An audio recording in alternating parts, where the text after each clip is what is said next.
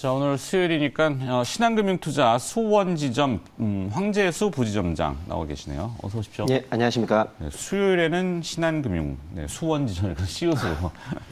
자, 황재수 부지점장. 앞서 들어오시기 전에 뉴욕 증시 급락해서 어떻게 대응해야 할까요? 고민을 하셨는데. 네, 맞습니다. 네, 뭐 어떻게 대응해요? 그냥 있는 그대로 대응하면 되겠죠. 아, 예. 뭐 오르고 떨어지고가 뭐 하루 이틀이겠습니까? 네. 자, 그러니까 너무 그거 보이는 것만 집중해가지고 막 움츠러들 필요는 없고, 우리도 그 세부적으로 그 분해를 해야 되기 때문에 찾아야 됩니다. 네. 이슈 뭘 정해 오셨는지 볼까요? 네, 이슈는 베어마켓, 그러니까 시장이 무거운 조정 장세에도 목표가가 오르는 기업들이 있다. 잘 되는 기업들은 분명히 있다는 얘기죠. 어제 뉴욕 증시도 대부분의 이제 제 그 관심 리스트의 기업들은 다 떨어졌어요. 많이 떨어졌는데 IT 기업들이 좀 많았고. 반면에 이제 오르는 기업들은 한 두어 가지가 있었는데 카지노 업체 라스베가스 샌즈는 4.5% 급등했고 퀄컴도 4%. 예.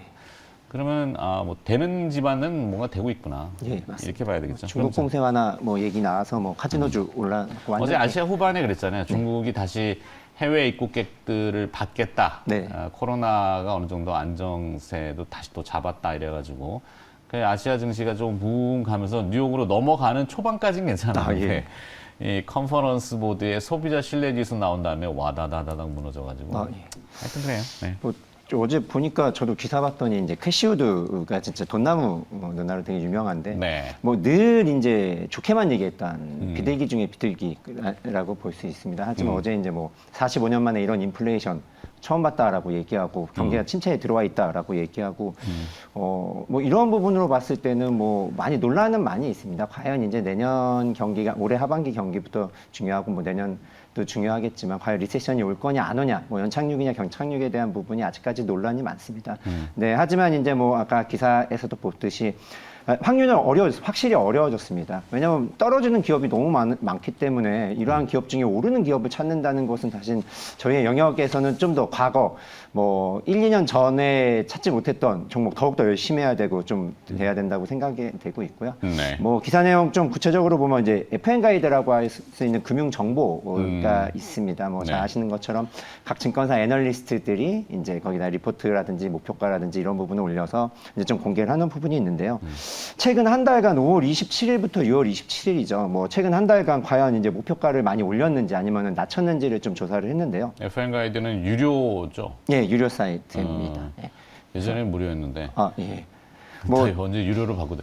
그게 이제 증권사들이 사실 레포트 애널리스트들이 많이 내지만 뭐 누가 읽어줘야지 그게 효용성이 있잖아요. 예. 그러다 보니까 플랫폼을 만들어서 이렇게 제공을 하는데 거기에 이제 뭐 다 모여 있으니까 보시기엔 편할 수 있죠. 증권사에 계시니까 회사에서 제공하는. 맞습니다. 저는 유료 보는데 만약에 고객분들이나 아니면은 그 일반 투자자 분들이 만약에 그래도 무료로 양질의 리포트를 보시고 싶다 하면 좀 번거롭지만 각 증권사 리서치를 들어가서 회원 가입을 해서 보면은 그래도 좀 수집은 할 수 있을 것 같아서 그렇게라도 좀 보시는 방향이 돼야 되는데 FN 가이드는 이제 유료인데 말씀하신 대로 이제 그거를 다 모아놨기 때문에 이제 한 번에 나옵니다.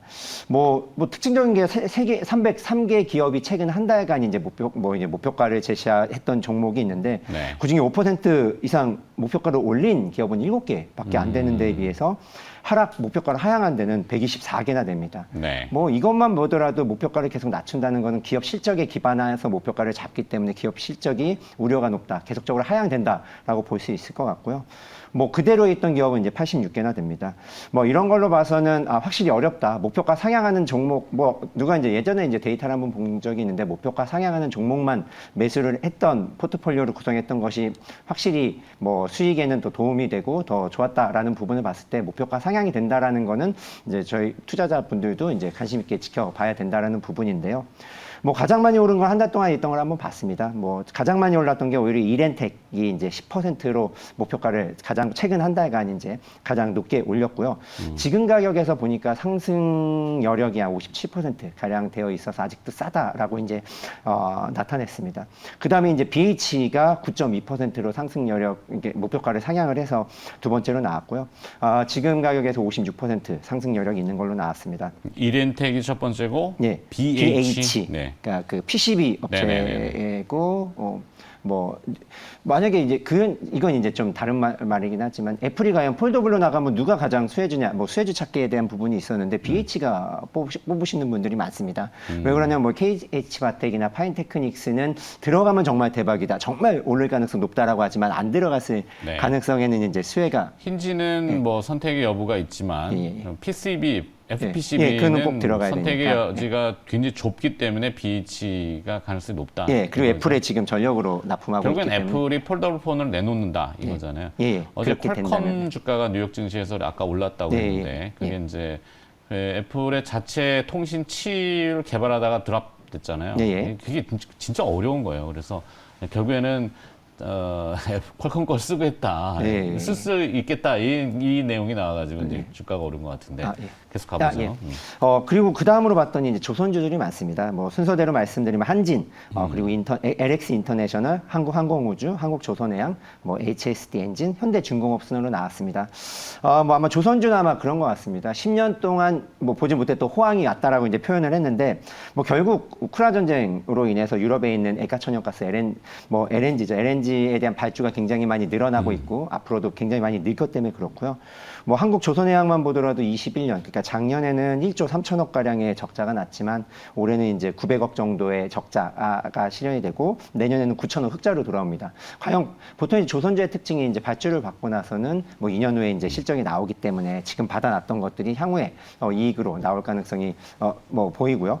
이런 부분 때문에 현대중공업도 마찬가지고요. 2022년 내년에는 4,800억으로 큰 폭의 흑자를 기록해서 조선주도 목표가 상향하는 기업들이 굉장히 많았습니다. 네. 뭐 다시 한번 말씀드리지만 결과적으로는 이제 이렇게 어려운 환경 속에서도 목표가 상향하는 기업을 유심히 봐야 된다라고 생각을 하고 있고요. 목표가 상향하는 데는 사실 이제 애널리스트들 고민이 많을 겁니다. 뭐 이런 데서 뭐 매크로 환경이 되게 안 좋아서 주가가 빠지는데 추천했다라는 건 좀 강한 자신감을 좀 나타냈다라고 네. 볼 수 있기 때문에 뭐 그 중에서도 이제 아까 말씀드렸던 종목으로 보면은 뭐 이렌텍이라든지 BH 그리고 조선주의 한국조선해양 쪽은 이제 뭐 관심 있게 보셔도 된다라고 예상이 됩니다. 그래요. 정리를 하자면 하여튼 뭐 그러네요. 시장 어렵고 무거운 와중에도 목표가가 상향되는 기업들은 분명히 사연이 있고 실적으로 그걸 증명하기 때문에 뭐 전체에 영향을 받는 거야 뭐 어떻게 할 수가 없잖아요. 네. 다 걷어내기가 어려우니까. 네. 근데 만약에 이제 시장이 조금 뭐 그래도 등락이 있더라도 안정권에 들어간다면은 이런 기업들은 조금 더 힘을 낼 수 있겠다. 예. 네. 그리고 좀 말씀 좀 더 드리면은, 최근 들어서 과연 이제 어느 쪽이 이제 살아나냐 보면 다 아시는 것처럼 이제 그 2차 전지에 대한 소재나 반도체, 2차 전지의 소재 그리고 2차 전지 장비주들이 좀 많이 최근에 수주가 굉장히 폭발적으로 증가하고 있습니다. 네. 그래도 이제 다른 쪽은 이제 그래도 어려운데 2차 전지 쪽은 지금 종목들이 보면은 10%씩 올라가는 강한 상승세를 보이는 종목들은 확실히 실적이 굉장히 많이 좋아질 가능성이 높다라고 보여서요. 네. 하나기술 말씀드렸었는데 하나기술도 관심 있게 봐야 될 것 같고 그리고 또 폴더블 관련주들도 아까 뭐 얘기했지만은 폴더블도 작년 대비해서 이제 2배나 상승을 하고 있고요.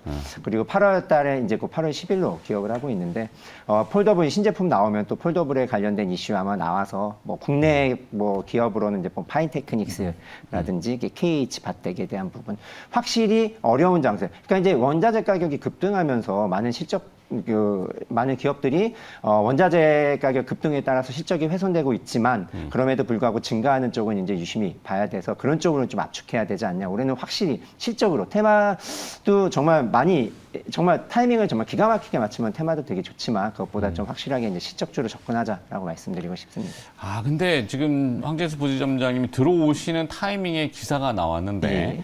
LG 에너지 솔루션이 미국 애리조나주에 이제 그 단독 공장으로 건설을 하려고 했던 1조 7천억 규모의 2차 전지 배터리 공장 전면 재검토에 들어갔어요. 이게 공사비가 인플레이션 때문에 올라가잖아요. 지금 기사 나왔습니다만 1조 7천억이 아니라 2조 이상 들어갈 것 같은데 그럼 만약에 지었어. 공장을 판매가에 이거를 녹일 수 있느냐를 이제 협력업체들하고 그다음에 구입업체들하고 조율을 한 다음에 다시 결정을 하겠다라고 하거든요.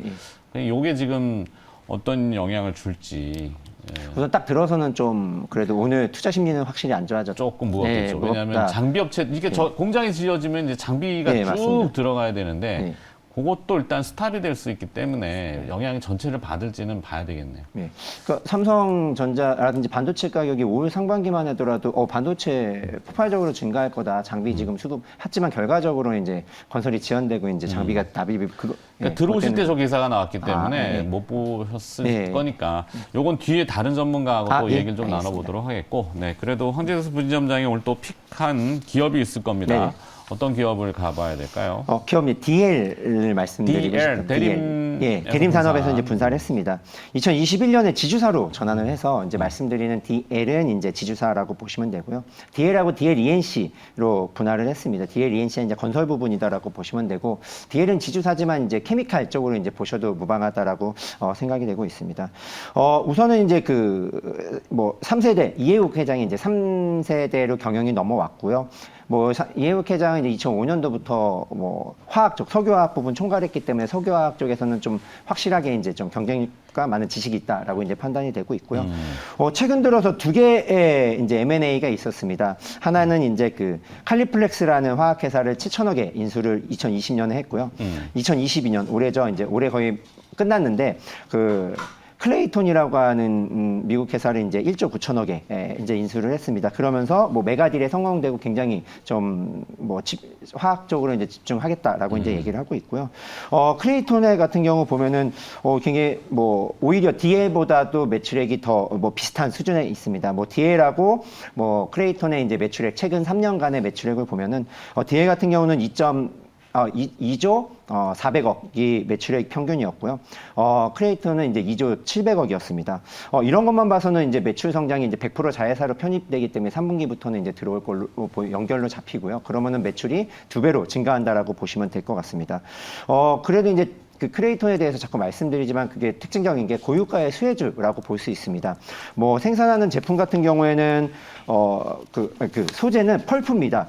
오히려 소나무 펄프 부산물로 소재를 사용해서 여기서 특수한 기술로 뽑아가지고 화학 제품을 만듭니다. 어떤 거를 만드냐 그러면 바이오 디젤이라든지 네. 뭐 접착제, 윤활유, 페인트, 향수 이런 쪽을 만드는데요. 다른 회사 같은 경우에는 뭐 경쟁사 같은 경우에는 뭐 유가라든지 팜유 이런 쪽에서 이제 추출을 하지만 소나무 부산물로 추출을 하고 있기 때문에요. 다른 회사들이 이제 가격을 정가합니다. 이 고유가로 인해서 원자재 가격이 급등하니까 당연히 이제 제품에 정가하지만 실질적으로 이게 크레이톤은 원자재 가격은 그대로인데 제품 가격이 올라가는 효과가 있기 때문에 고유가의 좀 수혜라고 보시면 될 것 같고요. 이러한 부분 때문에 그게 이제 100% 연결 자회사로 들어오면서 결과적으로는 실적이 급증한다라고 보시면 될 것 같습니다. 뭐 DL 케미칼 같은 경우 자회사 이제 DL에 이제 뭐 소속되어 있는 DL 케미칼 같은 경우는 사실 NCC 계열이기 때문에 고유가의 직격탄을 맞습니다. 이러한 부분 때문에 안 좋은 부분이 있지만 100% 자회사 인수했던 부분은 고유가의 수혜가 되어 있기 때문에 좀 상쇄한다라고 보시면 될 것 같고요. 실적이 2분기에는 마이너스 100억이 나옵니다. 2분기 실적은. 그 이유는 이제 크레이톤 인수에 대한 감가상각비라든지 인수 비용이 1,400억이 들어갔기 때문에 나왔고 실질적으로 이걸 빼면은 1,300억 흑자에 들어설 건데요. 네. 실질적으로 3분기부터는 급격하게 상승한다라고 보시면 되고요. 결과적으로 퍼 기준으로 2022년에는 퍼가 3.8배밖에 되지 않습니다. 단순하게 생각하면 그렇습니다. 만약에 좋은 회사를 인수해서 100% 자회사를 편입해서 매출도 2배, 이익도 사실 2배가 증가하는데 불구하고 실질적으로는 주가는 그대로다라고 했을 경우에는 뭐 시간이 가면 갈수록 이제 반영된다라고 말씀드릴 수 있을 것 같고요. 네. 뭐 DL에 대한 구조 결과적으로 저번에도 한번 말씀드린 뭐 방법이긴 한데 뭐 유상증자거나 시설 투자하는 부분, 그러니까 유상증자에 대한 부분은 단기적으로 악재지만 유상증자의 내용으로 봤을 때 시설 투자를 해서 뭐 캐파가 2배로 증가되고 그에 따라서 계약이 되어 있는 수주를 받아놓은 상태이기 때문에 계약이 되어 있는 회사 같은 경우에는 매출액도 영업이익도 이제 증가하기 때문에 결과적으로는 주가에 반영된다라고 말씀드리고 싶고요. DL도 마찬가지로 결과적으로는 반영된다라고 이제 말씀을 드릴 수 있을 것 같습니다. 그리고 뭐 매출 영업이익뿐 아니라 순이익단에서도 이제 2배로 증가하기 때문에요. 뭐 유심 있게 보셔도 되고 최근 들어 증권사 리포트에서도 좀 강하게 이제 네. 내년에 좀 많이 지금 현재 목표가에서 이제 2배 이상을 제시를 했기 때문에요. 유심 있게 접근하셔도 된다라고 말씀드리고요. 뭐 목표가는 이제 최근 들어서 이제 뭐 3일 급등해서 좀 부담은 있습니다. 한 번에 지금 바로 사자라기보다는 좀 나눠서 매수 관점으로 접근을 말씀드리고 싶고요. 목표가는 9만 원을 제시해 드리고 싶고 손절가는 6만 원으로 말씀을 드리고 싶습니다. 근데 쭉 듣다 보니까 네. 원재료가 BLS, 예, 예. 소나무 펄프 예, 부산물이잖아요. 부산물입니다. 예. 우리 상식으로 알고 있는 소나무는 침엽수잖아요. 예, 예. 북반구, 예, 예. 추운 지역, 예, 예, 예. 러시아 아닌가? 캐나다 쪽에서 캐나다 쪽. 예, 알고 있습니다. 이게 보니까 이제 목재로 쓸 것들은 다 빼고 이제 부산물을 가지고 이걸 추출하는 기술을 가지고 그래요. 있더라고요. 네, 러시아가 아니길. 네. 예. 네, 불편해지고 있기 예, 지금. 캐나다. 언뜻 생각이 나서 네, 캐나다가 있을 수 있겠구나 참. 알겠습니다. 여기까지 듣도록 하겠습니다. 오늘 이슈앤 소문은 신한금융투자 수원지점 황재수 부지점장이 수고를 해주셨네요. 고맙습니다. 예, 감사합니다.